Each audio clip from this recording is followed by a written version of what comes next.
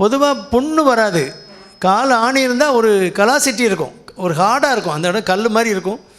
அது 1-2 இருந்தால் அறுவை சிகிச்சை மூலமாக எடுக்கிறது தான் நல்லது. அது லேசர் ட்ரீட்மெண்ட் கொடுத்து அதை அந்த ரூட்டோடு எடுத்துருவாங்க. எடுத்துகிட்டு நல்ல சாஃப்டான செப்பல் போட்டு எப்போதும் செருப்பு போட்டே நடந்து அந்த மாதிரி கொண்டு போகணும். சுகர் இருந்து புண்ணு வந்திருக்காங்கிறது நீங்கள் அந்த விவரம் சொல்லலை, உங்களுக்கு சுகர் இருக்கா இல்லையாங்கிற விவரம் சொல்லலை.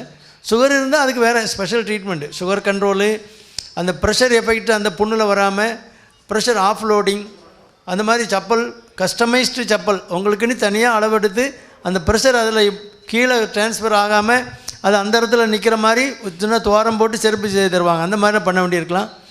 கால் ஆணிக்கு புண்ணு வராது, யூஸ்வலாக புண்ணு வர்றதில்லை.